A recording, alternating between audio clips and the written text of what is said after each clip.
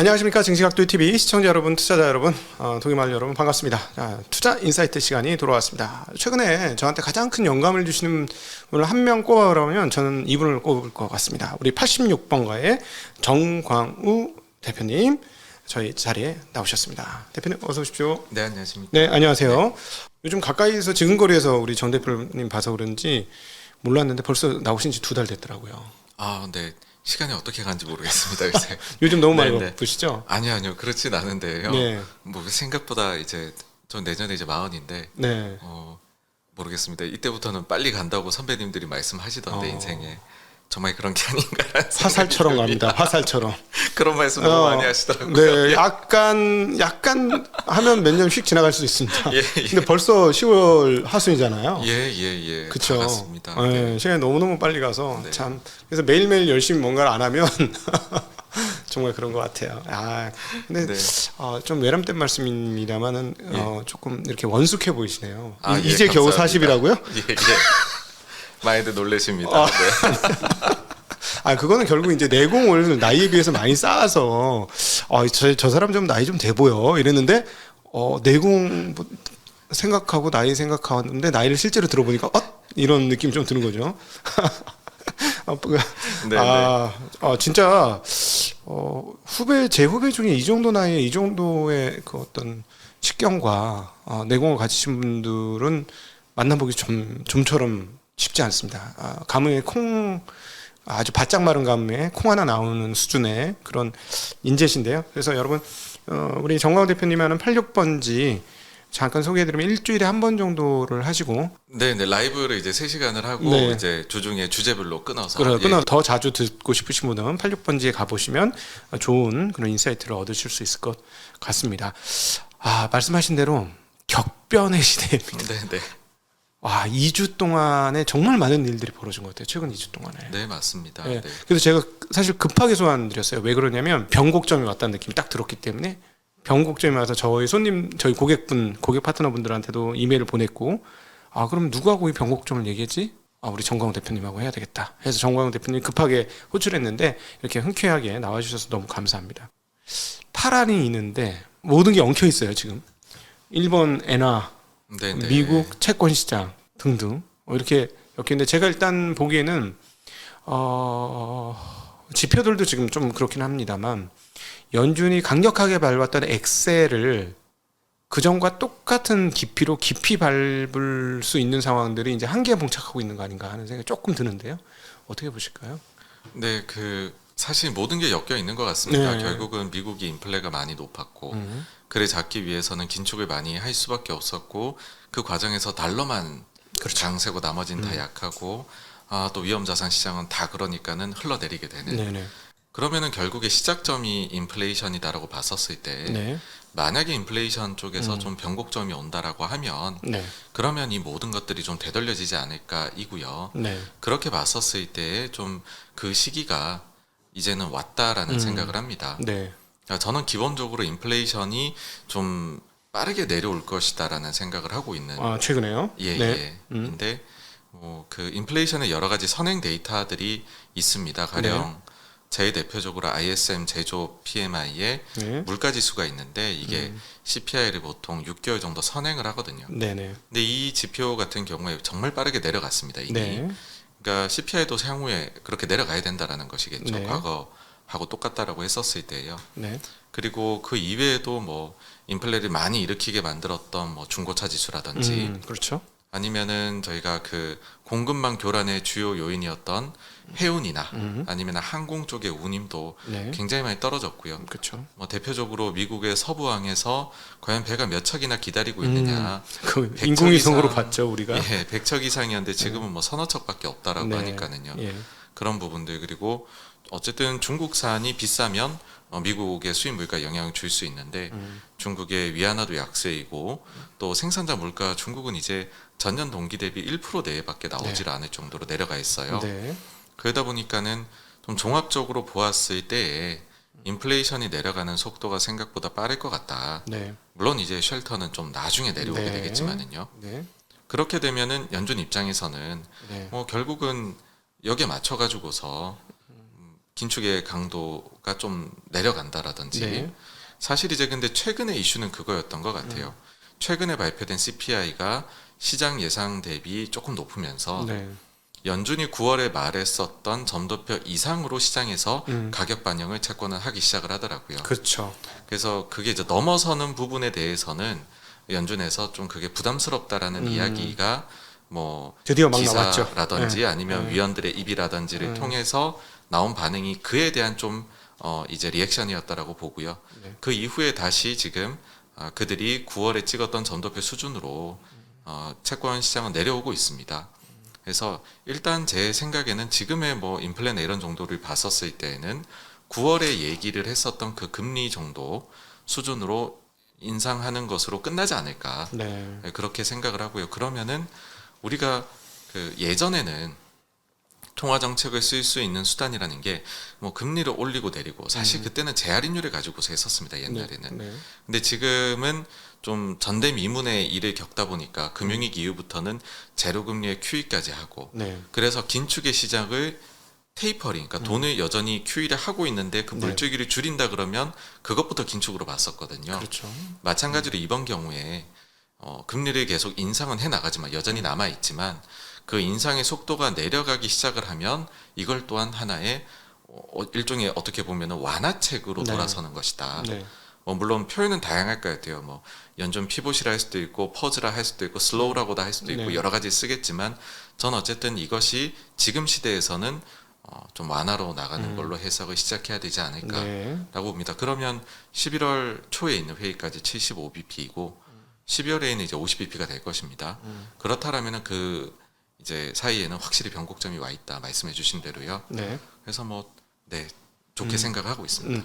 요즘에 여기서 이제 하나 더 점검을 해봐야 될 게 최근에 이제 채권이 고강도로 반영했다. 그러니까 그 전까지는 채권 시장이 점도표에 항상 밑에서 놀았는데 9월에 점도표를 보고 화들짝 놀라면서 채권 시장이 지나치게 패닉 속으로 빠졌고 바로 일주일 전까지 정말 이 정도까지는 좀 심한데 할 정도로 패닉이 빠졌었죠. 네, 네. 명백히 패닉이라고 표현할 수 있을 것 같은데 근데 그 즈음에 나왔던 얘기가 바이백 얘기가 나왔지 않습니까? 예, 맞습니다. 결국은 이 부분이 연준의 그 엑셀을 밟는 힘 그리고 연준의 반인플레이션에 하는 대항 능력 이런 것들 그다음에 싸움의 의지 이런 것들을 좀 줄이게 되는 거 아닐까? 이 채권 시장에서 어떤 일이 벌어졌다고 우리가 추정해 볼 수 있을까요?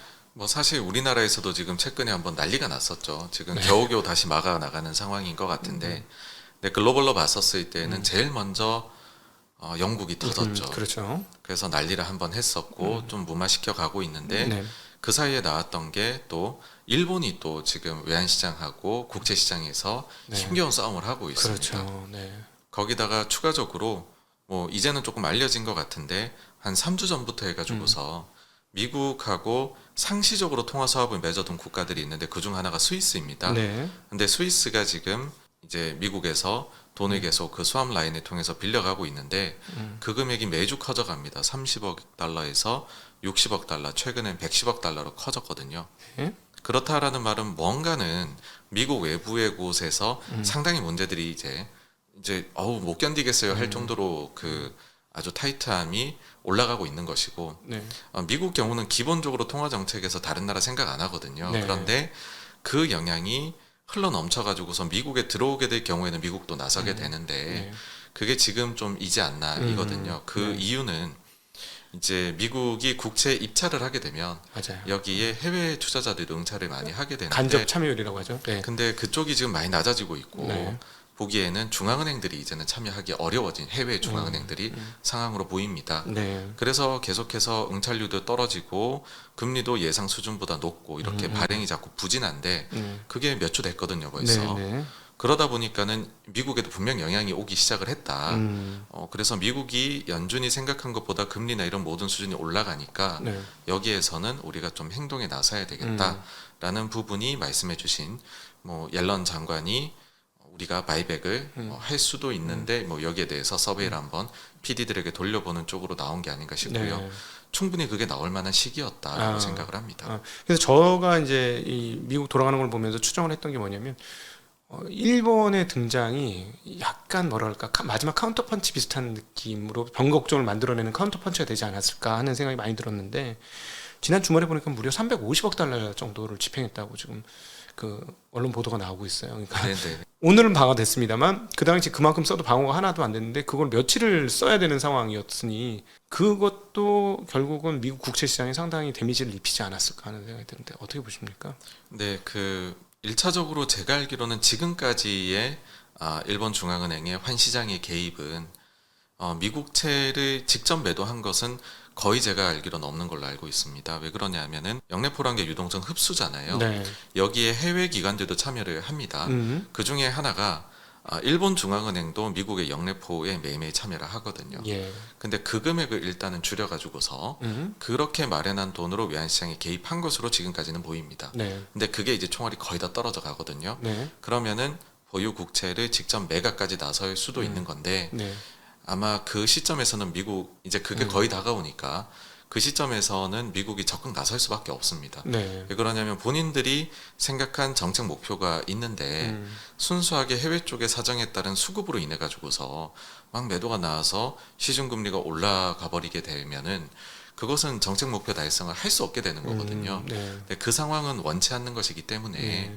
뭐 지금 정도가 딱 다시 나설 타이밍이지 않았을까. 지금 일본하고는 충분히 뭐 공조를 하고 있는 것 네. 아닌가 그렇게도 생각을 합니다. 외국인 입찰 세력 중에 최고 큰 세력이 일본일 텐데 이런 정도의 상황이 입찰 자체에 율이 떨어진 거는 일본 중앙은행이 제대로 참여하지 못한다는 것을 반영한 내용이 아닐까. 충분히 그런 추론도 가능할 것 같아요. 그럴 수도 있을 것 같습니다. 저도 정확히 이제 어느 쪽에서의 낮아졌는지는 확인이 안 되는데 아마 그럴 공산이 크지 않을까라는 생각이 듭니다. 근데 여기에서 일본이 국채를 때리는 상황이면 굉장히 곤란한 상황이라고 볼 수 있는 거죠. 네, 그렇죠. 그렇게 되면 뭐 이제 미국에서 시중 금리가 올라가 버리게 되니까 네. 본인들이 시장에 대한 이 그 주도권이 조금은 네, 목표했던 그 점도표의 금리들이 있잖아요. 근데 네. 그런 것들이 다 조금 위로 올라가 버리게 되는 뭐안 좋은 일이 생기게 되겠죠. 네, 그러니까 시장 마음대로 금리를 책정하고 자기네 기준금리 안에서 놀지 않고 그걸 벗어나면서 금리 시장이 자기 나름대로 돌면서 악화될 수 있다라는 것. 그러면 자기네가 채권 네, 네. 발행 미국 정부 입장에서 채권 발행도 더 힘들어지고 네. 이 어려워지는 부분을 조금 더 말씀을 거죠. 드리면 네, 네. 우리나라가 만약에 미국하고 통화 사업을 맺게 된다면 이 이유 때문이거든요. 그러니까 요거는 이제 관심이 있으시면은 행동하는 용기라고 해가지고서 과거에 벤 버냉키가 쓴 그 회고록이 있습니다. 거기에 거의 끝부분 쪽에 나오게 되는 내용인데 네. 통화 스와프를 왜 이제 다른 국가들하고 맺었냐라고 했었을 때 본인들은 제로 금리를 내렸는데도 경기 부양이 이제 그 안정화가 안 되니까 비전통적 방법이라는 QE를 써서 네. 국채를 매입을 하고 있는데 다른 나라에 있는 다른 국가들이 본인들 사정이 지금 안 좋아서 외환시장 개입하겠다고 국채를 매각을 해가지고 미국채를 매각해서 자기네 통화 방어를 하려고 나서니 정책 효과가 너무 떨어져 버린다는 것이죠. 그러니까는 이제 그 부분을 그렇게 하면 안 되겠다. 언제든지 우리 거를 돈을 빼다 쓸 수 있게 너네가 팔지 않고도 해주겠다 해서 통화 사업을 일괄적으로 맺어주게 되거든요. 네. 그래서 뭐 다시 돌아와서 말씀을 드리면은 일본이 그러니까 그거를 직접적으로 때리는 상황은 절대로 미국이 피하고 싶을 것이고요. 네. 마찬가지로 지금 한국이나 이런 데에서도 계속 좀 매도가 나오고 있잖아요. 네. 그러면은 여기서 조금 더 나가면은 진짜로 이제 통화 사업에 대한 얘기가 일괄적으로도 나올 수 있지 않을까 이고 혹시나 그 전에 FEMA라고 해가지고 포린 인터내셔널 그 머니터리 어서리티스라고 해서 상시 레포 체제를 만들어 둔 게 있어요. 지금 네. 연준에서 그 21년 6월인가 7월에 나온 제도인데 이게 거의 통화 사업하고 같은 제도이고 네. 우리나라가 2020년 3월에 코로나 때 통화 사업 맺었던 금액하고 똑같은 금액이 지금 열려 있습니다. 네. 근데 우리 아직 사용을 안 하고 있거든요. 오해받을까봐 못 쓰는 거죠, 근데, 무서워서. 근데 이거를 아마 좀 사용할 수 있도록 그런 상황으로 좀 유도를 해줄 수도 있지 않을까. 네. 그렇게 되면 그때 당시에 뭐 그거를 이용할 수 있는 국가가 당시 통화 사업을 맺었던 국가랑 동일하니까 네. 서방이랑 동방이나 이제 그 자유세력 쪽에 대부분의 국가가 속해지게 되거든요. 좀 규모가 있는 나라들. 네. 그런 시기가 되면은 좀 이제 시장에서 안심하시지 않을까인데 네. 하여튼 이제 드리고자 하는 말은 이런 식으로 점점 마련된 방법들이 있어요. 그러니까 제가 시스템 위기를 걱정할 때는 언제냐면 도저히 손쓸 수 있는 방법이 없을 때에는 터지거든요. 네. 근데 중앙은행들이나 정부가 방법들을 가지고 있을 때에는 비록 조금 걱정돼 보이는 게 있다 하더라도 거기에 대놓고서 싸우는 거는 좀 패배할 확률이 높더라고요. 그러니까 지금은 충분히 그네들이 아직까지는 네. 방법이 있다라는 거를 좀 말씀드리고자 해서 이렇게 좀 장하게 네. 설명드렸습니다. 간단하게 이제 저기 헷갈리실 분들을 위해서 설명을 드리면 미국 기준으로 외국 그 은행이라든가 중앙은행들 이런 투자자들이 미국에서 국채를 팔면 앞서 말할 때는 정책 효과가 떨어진다는 얘기는 뭐냐면 QE를 하면은 금리를 상당히 낮은 수준에서 유지를 하고 싶은데 저쪽에서 갖고 있는 채권을 갖다 내다 팔면 채권의 물량이 늘어나니까 채권 금리가 올라가고 가격이 떨어질 수밖에 없는 상황이 오면 정책 효과를 낼 수 없다라는 말씀을 하셨던 거고요. 그럼 요 얘기를 지금 당장은 아니지만 큰 틀에서 미국의 어떤 달러 패권과 연계해가지고 한번 생각을 해보면 네. 만약에 여기서 막 갑자기 모두 채권을 매각해서 자기네 나라 먹고 살 거를 준비를 하는 그런 구조로 가게 될 때 미국의 어떤 통화의 지배력이라든가 이런 달러 패권에 있어서도 상당한 악영향이 있지 않습니까? 좀 거시적으로 본다면 지금 당장 그럴 일은 없겠지만 네, 저는 사실 달러 패권은 전혀 걱정을 하지 네. 않습니다. 왜냐하면 대안이 나와야 되는데 없는 것 같습니다. 네. 그러니까 달러도 문제가 굉장히 많죠. 뭐 저렇게까지 돈을 함부로 풀고 제로도 갔다가 마음대로 금리를 올려가지고 다른 나라를 힘들게 하는 단점은 분명히 있는데 네. 그러면 달러 안 쓰고 뭐 쓸래라고 했을 때 우리가 뭐 이제 암호화폐를 쓸 수도 없고 위안화를 쓸 수도 없고 네. 제일 큰 상대방인 또 유럽을 쓰려고 하는 유럽이 저지경이 되어버리고 해서 대안이 없다 보니까 네. 제가 늘 하는 표현으로 다 더러운 걸레인데 제일 덜 더러운 걸레여서 우리가 달러를 쓰고 있다. 그래 뭐 그렇게 보고 있습니다. 네. 예. 그럼에도 불구하고 혼란스러워질 수는 있는 거잖아요. 그러니까 그걸 지금 막겠다라고 하는 것이고, 네네. 그래서 오히려 연준이 그동안 했던 것처럼 강하게 엑셀 밟는 행동에 대해서 조금 제어가 될 수밖에 없는 상황인데 11월 2일까지 올리는 금리까지 쳐서 이 금리 자체가 이미 다 얘기를 하겠습니다만 중립금리보다는 훨씬 높은 수준이고 낮은 금리가 절대 아니잖아요. 장기적으로 봐서는 분명히 중립보다 높은 수준입니다. 예. 네. 그러면 뭐 이미 뭐 다른 나라에서 지금 난리가 났습니다만 미국 자체도 이렇게 편안하지는 않을 걸로 예상했는데 이 금리 상태가 유지가 된다면 만약에 이제 얘기했던 것처럼 내년 1년간 이 금리 상태가 뭐 12월에 금리를 올리는 걸 마지막으로 한다고 할지라도 만약에 그렇게 했을 때 말씀하신 대로 일종의 뭐 스텝 다운, 뭐 슬로우 뭐 이런 걸로 생각을 해갖고 시장이 반등을 할 수는 있으나 그 금리를 가지고 시장이 어떤 랠리를 계속 뽑거나 다시 우상향의 체제를 갖출 수 있을까에는 상당한 의문이 있는데 어떻게 생각하십니까? 제가 볼 때는 이 문제는 수급이 해결을 해줄 수도 있다라고 보고 있거든요. 네. 그러니까 지금 원래 같으면은 위기 상황이 오게 됐을 때 금리가 내려갑니다. 안전자산이니까 이제 그러면은 사실 글로벌에서 큰 손들은 대부분 이제 펜션 펀드라고 봐야 될 테고 네. 그들의 전략은 자산 배분형이니까 주식하고 채권 나눠 담지 않습니까? 근데 그렇죠. 채권이 위기 상황이 오면 가격이 올라가니까 비중이 커져가지고서 그걸 팔아서 적절한 시점에 가격이 많이 빠진 그래서 비중이 주식으로 낮아진 넘어가는? 주식을 살 수 있거든요. 근데 지금은 양쪽으로 다 터지니까 그렇죠. 어느 연금도 지금 주식을 제대로 살 수가 없는 상황이 된 겁니다. 아, 네. 근데 이 다 엮여 있다는 게 만약에 금리가 진짜로 피크를 찍었다라고 하고 내려오기 시작을 하면 그때부터는 살 수 있거든요. 평가 자산도 올라오고 예, 여유가 그렇습니다. 생기는 거. 네, 네. 그리고 이제 그런 점들이 또 그 다른 데에서도 느껴지는 것이 가령 이제 매달 한 번씩 뱅크 오브 아메리카에서 펀드 매니저 글로벌 대상으로 해서 조사를 하는 게 있는데 네. 거기에서 보게 되면 지금 엄청나게 부정적으로 보고 있거든요. 네. 주식 비중을 향후에 뭐 이렇게 오버웨이트 하냐 언더웨이트 하냐 그러면 언더웨이트 한다는 비중이 역사상 가장 많은 조사한 이래로. 그 다음에 향후 경기 어떻게 보냐 부정적으로 본다가 역사상 제일 높은. 리세션 오냐 그렇게 본다. 그래서 포트폴리오에서 현금 비중 하니까 거의 뭐 역사상 제일 높은 수준으로 6% 이상이거든요.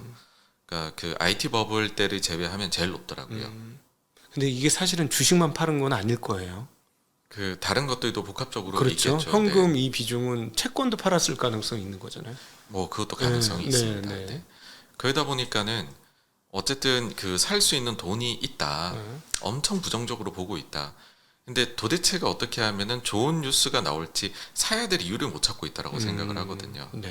그래서 지금 제일 무서운 거는 제 생각에 그런 정도의 포트폴리오면 주식이 하락하는 게 두려운 게 아니고, 그러니까는 하락을 하게 되었을 때는 아우 세상이 이렇게 계속 안 좋아지는구나, 언제쯤 좋아질까인데 거기에서 상승을 하게 되면 그런 포트 구성이라고 했었을 경우에는 못 따라갑니다. 업사이드 리스크라고 표현할 예. 수 있는 거죠. 네. 그래서 흔히 말하는 지금 매니저들은 상승했을 때는 포모를 느낄 수가 있거든요. 네. 그래서 이게 수급상에서 생각보다 뭐 세상이 그렇게 빨리 좋아진다라는 것은 아니고요. 수급상으로 상당히 비어 있다. 네. 그래서 이유만 갖다 주면 제일 큰 이유는 아마도 인플레가 좀 완화되는 네. 것이겠죠. 그렇게 되어 버리면은 이게 한 번에 또 풀려 나갈 수 있는 개연성이 저는 있지 않나라고 보고요. 그랬을 때 12월 회의까지 두 차례의 이제 데이터가 남아 있습니다. 그러니까 12월 중순 FOMC 회의인데 그 전에 고용도 두 번 더 데이터가 나오고, 그 다음에 그 물가도 두 번 더 나오고, 각종 경제 지표들도 두 달치가 더 나오는데, 그게 만약에 두 달 연속으로 조금 시장 예상치보다 낮다라든지, 아니면은 뭐 11월에 나오는 건 그랬는데 12월께 예상보다 좀 이렇게 둔화가 크게 나타난다든지라고 해버리면은 시장은 그걸 이유로 굉장히 가지고 와가지고서 매매를 하지 않을까 생각합니다. 거기서 제가 이제 하나 그 좀 걱정이 되는 게 돈이 많잖아요 지금. 여전히 돈이 많습니다. 그러니까 최근에 미국 시장 움직이는 걸 봐가지고는 반등할 때도 야, 그렇게 다 죽어가던 애 맞아? 할 정도로 굉장히 빠른 속도의 반등이거든요. 지난번 6월에도 그랬습니다만. 그래서 만약에 그 11월 그 금리 인상의 내용들이 발표되면서 12월 달에 약간의 슬로우, 스텝 다운 뭐 이런 게 보여졌을 때 시장이 환호하면서 확 땡겨버리면 그게 기대 인플레이션을 건드리고 오히려 그것 때문에 그 좀 완화적인 스탠스 가는 게 좀 막힐 가능성은 없을까 하는 고민이 좀 있는데 네, 어떻게 생각하실까요? 그 정도로는 못 땡길 것 같습니다. 아주 현실적으로 봤을 네. 때 요즘의 분위기는 소위 이제 그 부정적인 이제 망할 수도 있다라는 오히려 그 공포심은 지금이 제일 높은 것 같아요. 이번 하락장이 시작한 이래로. 네. 그래서 반대로 주식시장이 올라가더라도 말씀해주신 기대 인플레 심리를 살려내기에는 역부족이지 않을까. 정말 어지간히 많이 오르지 않는 한에는 그게 힘들지 않을까 이고요. 그리고 현실적으로는 지금 미국의 뭐 미시간 뭐 기대 인플레 이런 것들 많이 보시는 걸로 알고 있는데 그거하고 코릴레이션을 그어봤었을 때 제일 상관관계가 높은 건 주식시장이 아니고 원유 시장입니다. 네. 그래서 유가가 반등을 하면은 또 살짝 반등을 하고 유가가 내려가면 또 이게 내려갈 거거든요. 네. 그래서 이거의 키는 오히려 기대 인플레는 유가가 쥐고 있다. 그렇게 보는데 저는 유가가 그렇게 못 올라갈 거라고 생각을 하거든요. 그러니까 이번에 감산을 200만 배를 크게 했는데 예. 제가 그걸 보면서 느꼈던 게 이것은 뭔가 가격을 계속해서 점점 올려나가기 위한 그런 감산 행동이라기보다는 여기에서는 좀 방어를 하고 싶다. 그런 좀 패시브한 성격의 감산이지 않았나라는 생각을 해요. 그 이유는 왜 그러냐 하면은 일단 감산 200만 배를 발표하기 전에 며칠 전에 이 간을 좀 보더라고요. 100만 배를 감산하면 어떨까가 처음에 흘러나왔었어요. 그랬는데 원유 선물 시장이 별로 반응을 안 하더라고요. 다음날 바로 200만 배럴을 감산할 수도 있다는 뉴스가 딱 나오니까 오르기 시작을 하더라고요. 네. 그러고 실제로 오펙 플러스 회의에서 200만 배럴이 결정되는 걸 보면서 이 친구들이 만약에 100만을 하고서도 뉴스에도 반응했으면 100만만 하고 싶었나 보다. 네. 그러니까 좀 최대한 본인들 손실을 줄이고 싶은 거죠. 어쨌든 본인들도 물량이 적게 나가면 이제 최대한 적게 감산해가지고서 가격을 올리고 싶을 거거든요. 근데 네. 그게 안 된다는 거고. 그리고 이번에 보시면은 회의를 앞으로 여는데 기간이 달라졌습니다. 지금까지는 매월 열었거든요. 예. 근데 향후에도 만약에 계속 올려나가고 싶으면 매월 열었을 겁니다. 예. 근데 11월 회의가 없어요. 10월에 하고서는 11월 안 하기로 했고 12월에 하기로 했고 그리고 그때 가가지고서 별 문제가 없다라고 여겨지면 2023년도에는 6개월에 한번 열기로 했어요. 네. 그러니까 이거는 가격을 올려나가고 싶은 카르텔이 하는 행동은 아니라고 생각을 합니다. 네. 그래서 원하는 그러면은 수준이 어느 정도냐면 90불이지 않느냐. 네. 왜 그러냐면 그 회의 끝나고 나이지리아 에너지 장관이 나와가지고서 90불 언급을 하시더라고요. 그러면서 지금 본인들이 내년도 예산안을 짜고 있는데 재정 유가가 좀 맞춰줬으면 좋겠다라는 식으로 해서 그네들이 지금 좀 90불 정도에서 내년 예산 짜고 싶어서 하는 행동이구나 여가지고요. 뭐 상방은 그렇게 크지 않다라고 생각을 하기 때문에 그렇습니다. 예. 90달러가 깨지면 계속 행동이 나왔던 것으로 저도 기억을 합니다. 무언가 조치가 뭐 계속 있었어요. 네, 네. 네. 내년도 정말로 원하는 대로 인플레이션이 떨어져서 강경한 그 연준의 태도가 확실히 수그러들 수 있을 것인지가 지금 현재로서는 가장 고민인데, 그 부분에서 역시나 제일 크게 작용하는 것은 아까 얘기하셨던 거주비, 그 중에서도 렌트비가 될 것 같아요. 오늘 발표된 캐서실러 도시 주택가격 지수가 전년 대비 이제 13%까지 빠졌습니다. 이게 제가 관심 있게 본 시점에서는 20%였거든요, 전년 대비. 근데 이게 이제 확실히 떨어지기 시작했어요. 네, 네. 근데 이제 문제는 이 렌트는 일정 부분 시차를 두고 예, 맞습니다. 반영이 네. 되니까 네. 도대체 내년에 떨어질 건 알겠는데 네. 지금 당장 급해. 도대체 언제쯤 떨어지는 거야? 뭐 이런 투자자들 입장에서는 그런 마음이 조금 있거든요. 이거는 어떻게 보고 계실까요? 네, 그 부분에 대해서 사실 렌트비 내려오는 건 시간이 걸릴 겁니다. 네. 그거는 뭐 어쩔 수 없고, 과거에는 심지어 집값이 떨어져도 렌트비가 올라갑니다. 그러니까 렌트비가 미국에서, 그러니까 지금 CPI에 반영되는 그 렌트비가 떨어진다라는 거는 상상할 수 없는 일이고요. 다만 그 폭이 이제 문제가 되겠죠. 근데 지금 뭐 다음 달에 당장 다다음 달에 렌트비 인상폭 자체가 그러면 계속 높을 거냐 좀 내려올 거냐, 그건 모르겠습니다. 네. 계속 높을 수도 있다고 생각을 해요. 다만 근데 다른 요소들의 내려오는 속도가 생각보다 빠르다라는 거고요. 대표적으로 저는 이제 좀 보고 있는 것이 중고차이거든요. CPI 중고차 지수 자체가 맨하임 중고차 인덱스를 한 2에서 3개월 후행해서 따라갑니다. 예. 근데 맨하임 중고차 지수가 계속 떨어지고 있고요. 연초 이후로 떨어지는 폭이 이제 10% 중반까지 떨어졌는데, 근데 CPI에 반영되는 중고차 그거는 1점 몇 프로밖에 안 떨어졌거든요. 그럼 이거는 10% 이상 더 하락이 남아 있는 것 같다. 네. 그랬을 경우에 중고차가 차지하는 CPI에서의 비중이 4%입니다. 네. 그럼 향후에 10% 빠지게 되면 0.4%가 이것 때문에 빠질 겁니다. 전월 대비로 봐서. 네. 근데 쉘터 같은 경우 쉘터가 3분의 1이 차지를 하는데, 그게 두 달 연속 지금 전월 대비 0.7% 상승 나왔는데 역대급 상승이라고 우리가 놀래는 거거든요. 네네. 그러면 다음 달에도 만약 0.7에다가 33%를 곱해버리면 이게 한 0.23%입니다. 네. 그러니까 생각보다 다른 요소들도 상당히 크다. 우리가 이제 렌트비 쪽에 대해서 이게 높은 게 큰 영향 미치는 거냐? 당연히 큰 영향 미치긴 하지만 네. 지금의 인플레이션에는 코로나로 인해 가지고서 들어온 일회성적인 요인도 분명히 있고, 그 대표적인 게 뭐 중고차, 신차 이런 것들이잖아요. 네. 뭐 그다음 교통 같은 그런 요소들이 지금 내려가는 속도가 생각보다 빠르고 비중이 이제는 꽤 된다라는 거거든요. 네.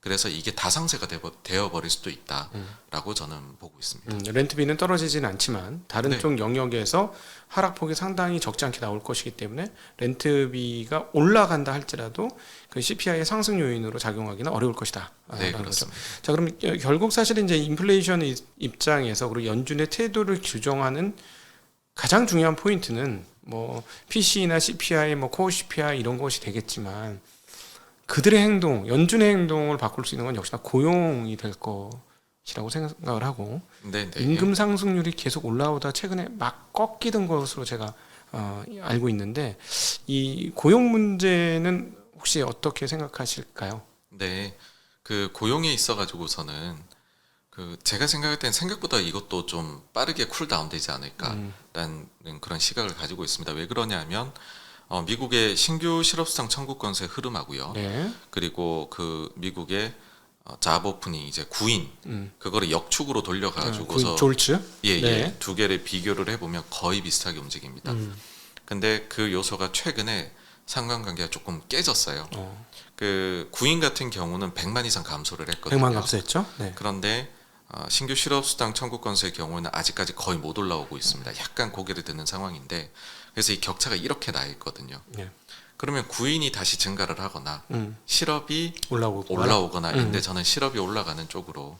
왜 그러냐면 최근에 실적 발표 기업들 할 때에도 보게 되면은 뭐 직원 중에 1%를 감원하겠다 이런 얘기하는 유명한 회사도 있고, 구글도 오늘 실적 나온 거 보니까 다음 분기에 구인 규모를 절반으로 줄이겠다. 네. GE 같은 경우에도 글로벌에서 뭐 육상 쪽에서 20% 정도를 감원을 하겠다 이런 얘기들을 하는데, 결국에는 뭐 구인 쪽을 따라가게 되지 않을까 데이터들이. 네. 그런 네. 생각이고요.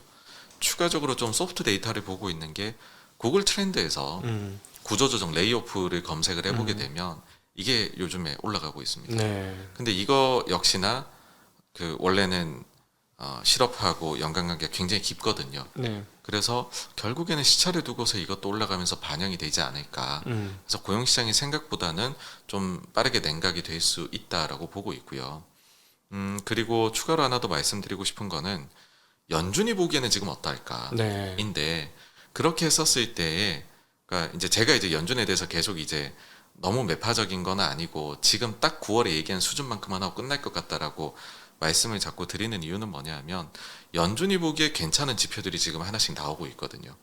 그게 대표적으로 뭐냐 하면은 연준이 가령 예를 들어서 기대 인플레이션 향후에 바라봤었을 때 대표적으로 이야기하는 게 그 일반 기대 인플레이션이라는 게 있습니다. CIE라고 해가지고 2020년도에 연준에서 새롭게 개발한 거거든요. 네.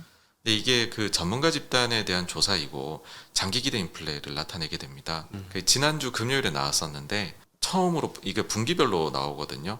처음으로 3분기 때 이제 2분기 대비 꺾여서 이제 내려오게 되었고요. 네. 그 다음에 고용 관련해서 말씀드리면은 우리가 그 매달 나오는 월간 고용 보고서를 보고서 그 이제 시간당 평균 임금 증가율을 보면서 파악들을 하는데 이건 사실 매월 내는 데이터들은 조금씩의 뭐 오차도 있고 데이터 수집에 나중에 수정도 막 되고 하지 않습니까? 근데 고용 비용 지수라고 해서 분기에 한 번 나오는 게 있습니다. 네. 그 ECI라고 저희가 얘기를 하는데 그것 같은 경우는 그런 것들을 좀 더 이제 오차를 없애고서 내서 더 많이 믿을만 하다라고 얘기를 하거든요. 실제로 여기에 대해서 파월이 얘기를 한 적도 있는 게 작년 말에 그 데이터가 높은 것을 ECI가 높은 것을 보고 테이퍼링을 가속도로 내야 될지 잠시 고민했다. 그 공개적으로 얘기할 정도로 보는데 이 데이터 상으로만 봐가지고서는 1분기 대비 2분기에 이제 QOQ로 봤었을 때는 증가폭이 내려왔어요. 네. 그리고 오는 금요일에 이게 발표가 되거든요. 근데 지금 예상치는 2분기에서 또 내려오는 걸로 되어 있습니다. 그러니까 절대적으로는 여전히 높아요. 네. 높은 건 맞는데 만약에 또 이렇게 데이터가 나오게 되면 코로나 이후 처음으로 2개 분기 연속으로 내려오게 됩니다. 그러니까 확실히 그런 얘기는 할 수 있겠죠. 높은 건 맞는데 이제 내려오기 시작하는 것도 사실이다.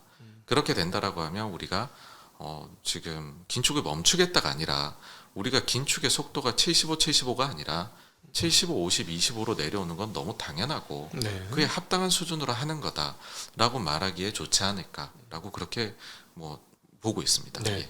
저는 이제 그 지금 약간의 그 시각적인 오해를 일으킬 수 있는 부분이 이 고용과 관련해서 지금 서비스업 오늘도 나왔습니다만 서비스업 지수 같은 거를 보면 제조업 지수는 확연하게 눈에 보이게 정말 떨어지거든요.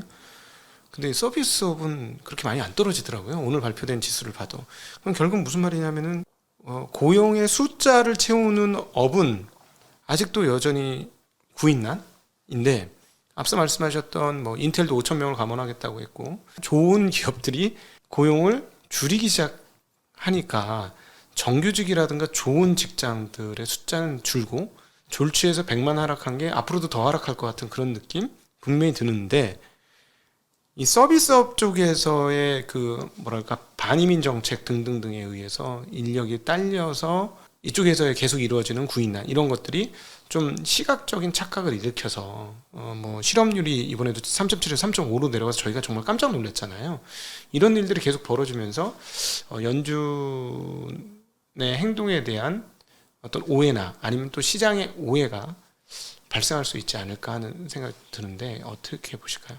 그러니까 고용은 확실히 그 인플레보다는 내려온 속도는 느릴 겁니다. 네. 그러니까 고용이 인플레보다는 뜨거움이 더 지속될 거다라고 생각은 합니다. 네. 그런데 뭐 그 말씀해주신 이제 뭐 가령 서비스업에서 아니면 이민 쪽에서의 문제라든지 그런 부분들이 사실 어제 오늘의 일이 아니고 이게 이제 올해 갑자기 나타났다면 모르겠지만은 2년째 나타나고 있으면은 네. 여러 뭐 기저효과나 이런 모든 걸 다 없애버린 거다라고 생각을 하거든요. 리오프닝 예. 관련해서도 그렇고요.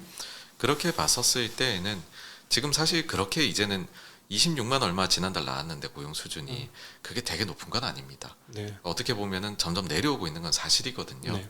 그래서 좀 과격하게 보는 쪽에서는 제일 좀 IBD 중에서 부정적으로 보는 것이 뱅크 오브 아메리카이지 않습니까? 거긴 내년 1분기면은 고용이 이제 감소할 거다. 이제 월별 숫자로는 그렇게까지도 보고 있습니다. 그래서 저는 뭐 하여튼 그쪽에서도 말씀해주신 그런 부분들이 지금 충분히 반영되어 있는 숫자이고 여기에서 다른데 좀 줄고 하면 네. 분명히 이쪽도 일부 영향은 받을 것이고 그러면은 같이 내려오게 되지 않을까 네. 그렇게 생각을 합니다. 네. 자, 지금은 이제 저희가 전반적인 시장 흐름에 대해서 한번 쭉 훑어봤는데 벌써 시간이 휙 갔습니다.